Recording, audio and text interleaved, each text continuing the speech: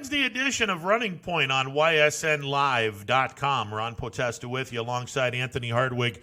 DJ Yokley, our commander-in-chief here, is here because, well, our guest, you don't normally come here unless we have a really, really big-time guest, and our big-time guest is the voice of the Pittsburgh Pirates, Greg Brown, joining me on YSNLive.com. Greg, what's up, brother? Ron, what's happening? Hey, I got to ask, I mean, you don't have any baseball to broadcast. Has the honey-do list grown tremendously since the time you came home from Bradenton? Yeah, absolutely. In fact, I at night I go to bed thinking, what in the world happened to this day? I've talked to so many people who are bored. I'm not bored in the least. Now, I'm tired of doing things other than broadcasting baseball games, but I'm busy because of as you said, the honey-do list. We happened to move just right at the beginning of February, a good distance from a previous home. We're just a little bit north of the city of Pittsburgh. Now we're further north, and when you move, as you know, there's the boxes need to be emptied, and so much needs to be done. So I guess that's kind of the positive about the pandemic, if you could call it a positive, the fact that we're able to get a lot of the honey-do list taken care of. It'll never be completed in my lifetime, but at least I've made a dent. Greg, as we go through all of the negotiations that are being played out in the media, which I don't think is right, but that's neither here nor there, are you somewhat encouraged by the players and the owners getting ever so closer to a possible deal for this 2020 season? Yeah, Ron, actually, I have always, from day one, I've been positive about it. I'm just not one who jumps on the bandwagon to bash the players and the owners. In this case, I've said to so many people, a lot of friends of mine, family members, let alone fans and acquaintances, bashing one side or the other and can't believe this is happening. And I remind them, first of all, this has never happened in our lifetimes. Let's hope it never happens again. It's unprecedented. There's no blueprint for it. There is a lot of money at stake. Many of us in this organization, the Pirate organization, and in sports, and in just about every walk of life, have either been furloughed or have had pay cuts. And I can tell you that when someone cuts my pay, I don't just accept it and understand. I'm fully understanding of how lucky I am to still have a job. But it's not like you just you're willing certainly to be a participant and make the sacrifice, but you don't just willy-nilly accept a pay cut. I mean, you don't rant and rave, but you certainly just you talk about it. You discuss the parameters of it. You talk about others in your field who have gone through the same thing, and how can I do my part to help in the society aspect of it? But I just don't believe that it's easy to say, oh, they should just be playing. They should just, it's $1 billion, the billionaires against the millionaires, and well, why don't they just shut up and play? Well, again, it's just not that easy. I think you're right. They shouldn't negotiate in public. I wish nothing were said because that makes both sides look bad. But I still think they all want to play baseball. I have always thought they will. I know they will. We'll be playing baseball. I've said for several days, a couple of weeks now, that I thought today actually was the day I had circled that something would get done. I've got a few hours yet before that actually happens, but at the very least, I think it'll happen by the end of this week, and we'll be playing ball in July. It's just a matter of how many games. Greg, I got to ask, as a broadcaster, I mean, we're all used to 162 games in baseball, and prior to 162 games, the forefathers of Major League Baseball said 154 games. Let's be honest, it's going to be really weird if you have less than those two games, and while clearly we're going to be less than those two games, my question is, In your mind, what is going to be tolerable to have the season, for lack of a better term, mean a lot? Is there a number for you where if there's a certain amount of games played, you can sit back and go, okay, this season, yeah, the games were shortened, but this is an acceptable number under the circumstances? Well, I think your last three words there are critical. Under the circumstances, this will be, again, the rest of our lives. The 2020 season will be the big asterisk season. Going forward, when you hear of what they are considering, even when games begin, the changes that they are talking about, including bringing the designated hitter into the National League, talk of doubleheaders that would be 7-inning games, discussions. I don't know how true it is. In extra innings, they would have a runner start at second base. Playing a schedule that would include only teams within your division, and in games against the other league, playing against the like division. In this case, the Pirates playing National League Central Division and American League Central Division clubs exclusively. So really, no matter what people are saying, and I do hear that a lot also, that they're looking for a number that makes it legit. Well, really, it's going to be such an asterisk season that it's going to be separate from anything we've ever been involved in. The closest thing that we will come to, is the 1981 season. When the 1981 strike began on June the 12th, it forced the cancellation of 713 games. Many people, of course, I'm old enough to remember this, but even those who are as old or older than I tend to forget this. 713 games were eliminated in 1981, 38% of the Major League schedule in the middle of the season. They didn't resume the season until August the 9th. It began with an all-star game in Cleveland. The regular season resumed a day after that on August the 10th. So you were without baseball from June 12th to August 10th in 1981. And it was, of course, the format was entirely different. They played halves, which they do in the minor leagues, the lower minors, as you know, Ron, that they do the winners of the first half of a season play the winners of the second half. They did this in Major League Baseball in 1981. How about this? The Pirates and Cardinals played 102 games in 1981, the fewest of any teams in baseball. The Giants played 111. And now how bizarre is that? So a long-winded answer to the question, but I do think it's important to point out these things, because going forward, we're all going to just have to adapt and accept whatever they deem as reasonable, and I'm all for it. And I'm not a DH guy, but if it means baseball begins on July the 4th, and the designated hitter comes into the National League, preferably, in my opinion, for just this season, though I have my doubts, then I'm all for it. If it's starting a runner at second base in extra innings, I hated the idea up until now. But any form of baseball, as long as they're 60 feet 6 inches from the pitcher's mound to home plate, and the bases are 90 feet away, and we're playing ball, then I'm a go. I'm just grateful that, and hopefully Major League Baseball learns their lesson from 1981, because piggybacking on what you said, the best team in Major League Baseball that year didn't even get into the dang playoffs, the Cincinnati Reds. They had the best record in all of baseball, but because they didn't win the first or second half, they were out of the equation altogether, which was incredibly stupid. Well, exactly right. And, it was stupid when you look back on it. But again, at the time, I think, they just tried to make the best of it. And the Reds still, of course, hold a grudge, and understandably so.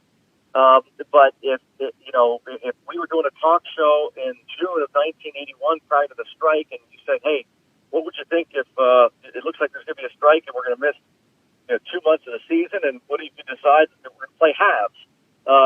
The winner of the first half plays the winner of the second half, and some teams are going to play 111 games, some teams are going to play 102 games, and you go like, are you out of your mind? That's not baseball. That's not going to count. Well, it counted, and when people discuss the years, baseball seasons, they don't go into depth of 1980. Rarely do you hear people talk about how the Reds got the shorter end of the stick there that year, 1981. Unless you go deep into it. But to a degree, it's almost glossed over that 1981 season. And but again, they made the best of it, and that's what they're going to do this year in 2020. Okay, you and I have a lot in common. We've both worked in the same complex in Youngstown. We're both baseball guys. I mean, obviously, you're a lot more successful in the industry than I am, but we both hate the DH with every fiber of our being. And I'm a huge Indians fan as well as a Pirates fan. I hate the DH, but I also understand everyone is saying, okay, the universal DH is coming. My whole thing is, okay, if the DH is coming, can we please have a compromise? And I'm going to throw this out to you and give me an opinion. I believe if you're going to have a DH, the DH should be in place after the starting pitcher has been taken out of the game. The starting pitcher starts, you're going to have the starting pitcher in the batting order. As soon as the starting pitcher is taken out of the ballgame, if he's taken out in the middle of the game and you want to have a DH from that point on, that's great. If he's taken out after the game or after the inning is over, the DH comes into play. Let's say the starter goes 6 innings. The DH is now batting in the number 9 spot from the 7th inning on. It's not perfect. I don't like the DH, but as someone who is a fan of baseball in its purest form, and they're trying to jam the DH down my throat, I'm okay with having this kind of a rule, knowing that whether we like it or not, the DH is coming. Yeah, I've heard that, Ron. Again, I mean, I'm going to accept it regardless because I want baseball back. Prior this year, I would have debated vigorously with you or anyone who even suggested that much. My problem with the whole DH thing, and it's picked up steam for whatever reason. I guess social media has a lot to do with it. It's a lot of false narratives, in my opinion. It's people that truly, that's all my opinion. I don't want to offend any American League fans. They've grown up with it now, and then they like it. I've grown up a National League guy. I don't see anything wrong with 2 different leagues. In fact, if the DH does come into the National League, then we no longer have leagues. To me, it was cool when you had one league against another. There was a difference. The umpires were different. There were National League umpires, there were American League umpires. The All-Star game was meaningful because you didn't have interleague games. The World Series, it was the first time those teams would have ever met. The Pirates and the Yankees, of course, in 1960. The rivalry of the 2 leagues will be gone forever, and totally unnecessary now. Why? I imagine they won't even call it a National League and American League. They'll just call it the league, whatever.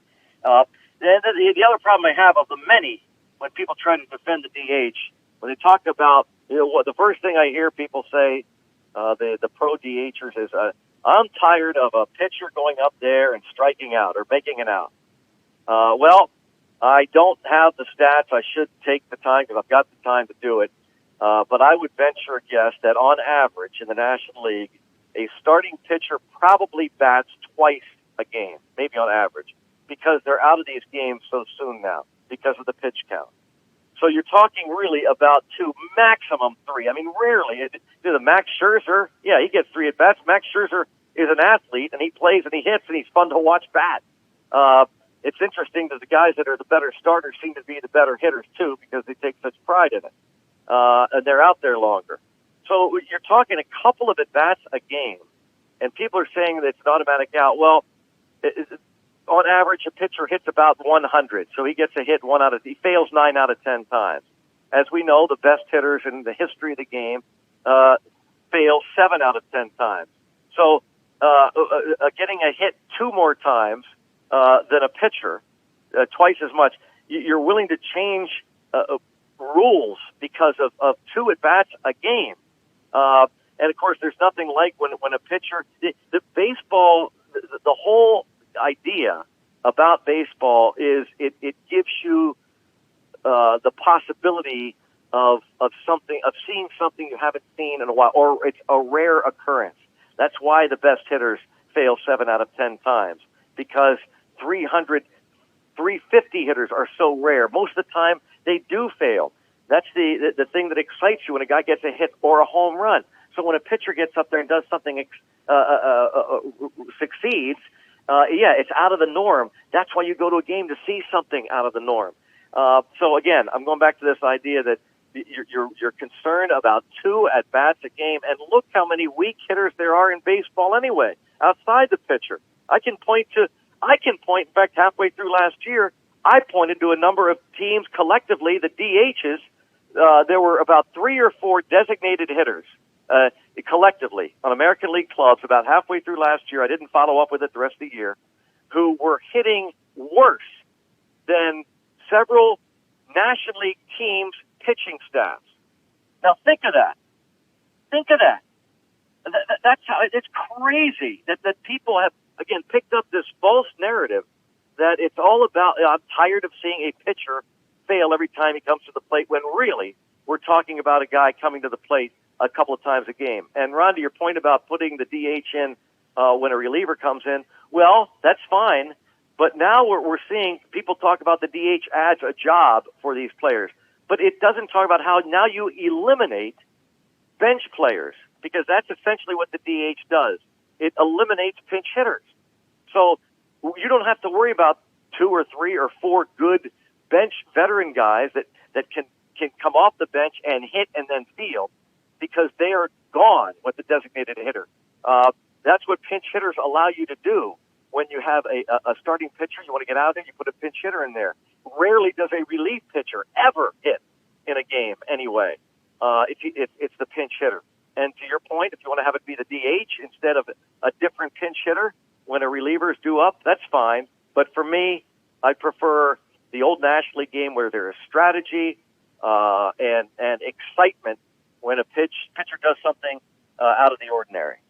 You, sir, are preaching to the choir. I could not have stated it any better. Yeah, I know that. Could not have stated it any better. Hey, I'm going to probably lose my job if I don't have this guy come on and talk to you. He is the CEO of the company that I work for, Your Sports Network, and he's a big fan of yours, DJ Yokley. This is surreal. I mean, this whole thing is surreal. Greg, thanks so much for coming on. I really appreciate it. I put it on my social media. You're one of the main reasons that we started this, because I've been listening and watching you as a diehard Pirate fan for years and years and years. Your creativity, your passion for the game, your energy, your realism at times of being the play-by-play for the Pirates has kept me coming back. Not so much for the product on the field, but to hear your analysis throughout the game. So thank you for all you do. I guess one of my main questions for you would be, given the player situation and given that we're a broadcasting company and a streaming company, how do you keep your reps? Like, I kind of envision you out there watching, taking things out to the trash and calling the play-by-play like that. How do you keep your reps up during this extended off season? Well, TJ, that's very creative. First of all, you're way too kind. I thank you so much. It's very nice of you to say. Man, we love hearing Bucco fans, any part of the country, of course. And that's most important. Thanks for your loyalty to the Pirates. I maybe I should do that to stay sharp. I don't. I'm treating this almost like it's the winter, and I'm going to have to return at some point to spring training. And the unusual thing about this whole thing is that when we do return, unless something crazy happens, we are going to be really throwback broadcasters. Back in the days during World War II and at some point up to the Korean War, when they did the recreations of the old ticker tape.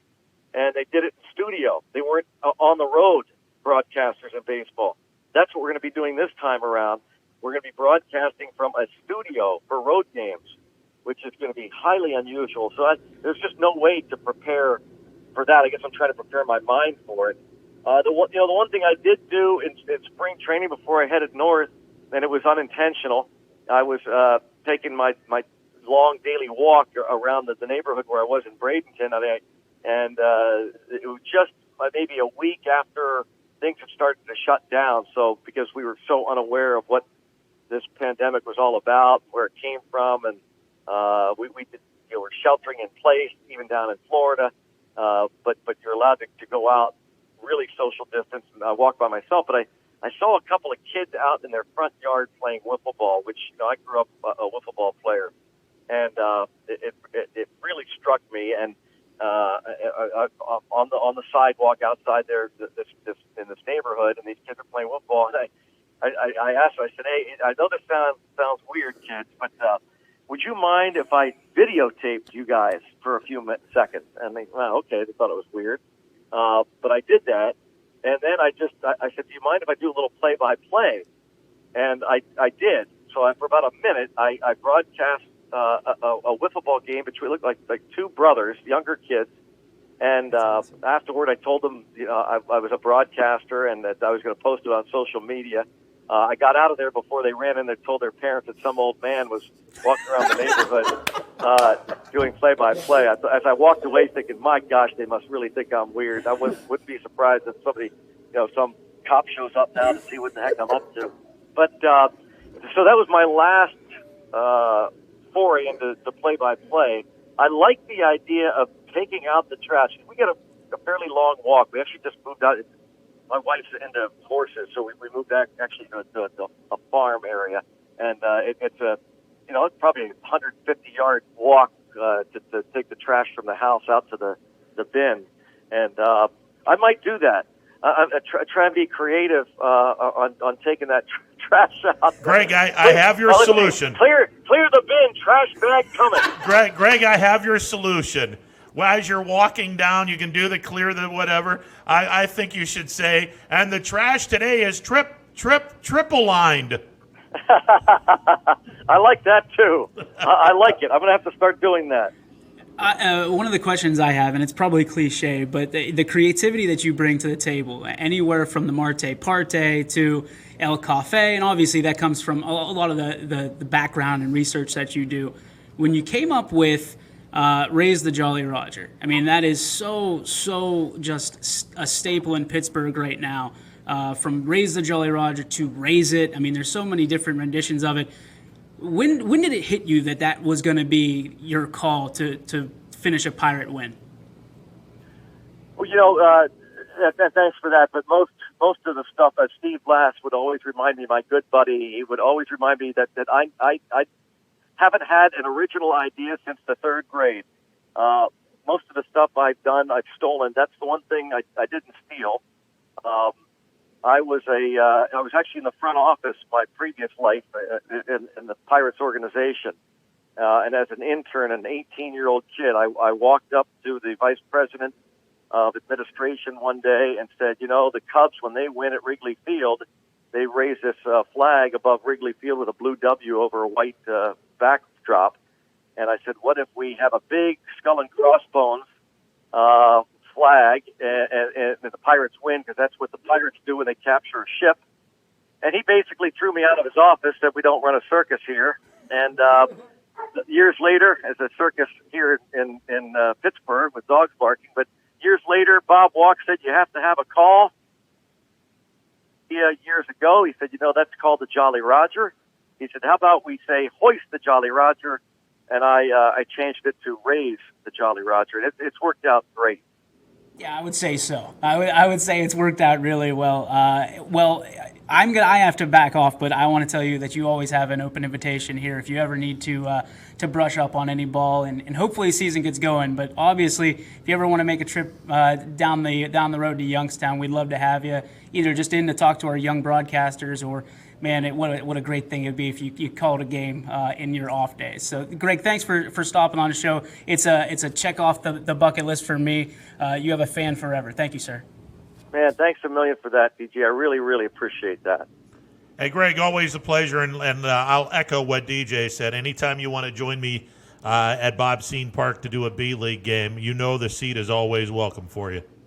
That sounds like a blast. Of course, you and I spent a year together in Youngstown working there at the station, and I'd love to go back to my roots. So I think I'll probably take you guys up on that. All right, sounds like a plan. We'll definitely be in contact, because I know the longer the season doesn't get going, look, we're going to have a season. Whether Manfred decides to put a certain amount of games or whether both sides get together, we're going to have a season. So you might as well get yourself ready to go and in top shape when you start the season. So call it Bradenton via Youngstown.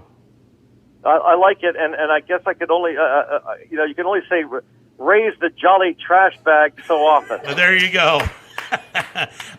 That's a walk-off, and you can now go back to raising the jolly trash bag and continuing your honey-do list. So there you go. Thanks a million, guys. Greg, always a pleasure, sir. Thank you, Ron. Yes, sir. Greg Brown, the voice of the Pittsburgh Pirates, joining us on the YSN hotline. That's I kind of thought that would get you to have a smile on your face. Pinch me, man. Pinch me. Like this guy, and I. Some people think I'm, kind of creating drama in this situation. No, that's my hero. Like, you talk about the stuff that we do on YSN, some of the things I say. People ask me my favorite announcer, and without hesitation, I say Greg Brown. You the Vin Scully's of the world. Everybody likes Gus Johnson, and Greg Brown. If you listen to a broadcast that he does, and I'm so glad I got to tell him this, because the creativity that he uses in the calls, the puns that he uses, that I almost attribute. And I'm nobody, right? I'm just a kid from East Palestine, but I try to replicate what he does on the air when I do what I do, and it's almost a tip of the cap in our industry. It's not a copying, it's a tip of the cap. Like, I'm gonna do what you do, but do it my way. And when I watch Pirate games, obviously for the last couple seasons at least, I'm not tuning in for the product. I'm tuning in for Greg Brown and what he's going to say and how he's going to say it, because he's real. He's one of those announcers that he will give it to you straight. No chaser. Like, he calls it like he sees it, and I respect that. And there's in the world of politically correct, there's politically correct and there's Greg Brown, and he's going to tell you how it is, and that's what a fan wants to hear. Yeah, guys that have been in the industry, guys that have job security in Major League Baseball are able to do that. And, unfortunately, you'll have some kids that are just starting out that can't do what the Tom Hamiltons, the Greg Browns, the Pat Hughes, the Dwayne Kuipers in San Francisco. When you have a lot of seniority and you're a proven commodity in your profession, you can get away with doing some things. And one of the things I admire most about Greg is what you said. He is going to give it to you straight, and he is not going to be someone that's going to he's not going to dilly-dally about anything. He's just going to say what's on his mind, and that's it. I mean, he knows where his bread's buttered, Yep.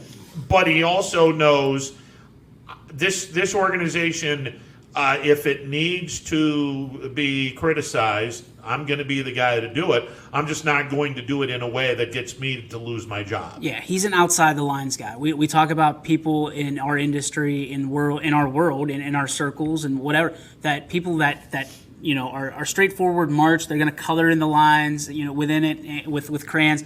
And then there's guys that are creative and go, listen, if I just go a little bit outside, it highlights what's on inside. That's what Greg Brown is to me. He's the guy that goes outside the box a little bit to make the product even that much more appreciated. And if you know Pittsburgh, you know Bill Hillgrove, what he brings to add on to the product that's on the floor, that's on the field, whatever. For my dollars, Greg Brown is one of the best at his craft. And, I wish I would have told him this. It's embarrassing, but like when we used to get ready for a game, you get yourself psyched up with music, right? Or you watch YouTube videos. before my games, big games, the state championship baseball game for South Range, I watch this one video. It's about 10 minutes long of Greg Brown's greatest calls. And the call with Rod Barajas, the call with Fort McHenry, who a lot of people say I look like him, and he played the same position as me, so I was naturally gravitated towards him. The Russell Martin home run, the walk-off by Kutch in 14 innings. It gets me jacked to do what I love doing, and that's calling baseball games. And tonight, doing this now, and now going to do a baseball game in a minor league stadium, I have like literal goose pimples thinking about just how excited I am. Like we are, and not to get on a soapbox again, but we're blessed to do what we do. Absolutely. You know, there's not many people that get to make a livelihood from calling sports and do it at such a level. And I don't want to say it's low, but it's we can talk to our people at whatever point, right? We can talk to Anthony. You talked to how many girls this weekend for softball? We can talk to Dawn Pletcher. We can have them. The fact that Greg Brown was just on YSN for the second time in what, 3 months? This speaks to the people that we bring in yourself, Anthony, our entire team, and how we're moving forward. I love the fact that Greg was a part of that. I mean, again, that's bucket list for me. But now people listen to him, and what I wanted to get to is, yeah, we want to hear what he has to say about the baseball players, but I want to hear about him. Like, I would love to have him and just talk to him over a round of golf or a couple beers or whatever it ends up being, and just be like, you know, what makes you tick? What gets you excited?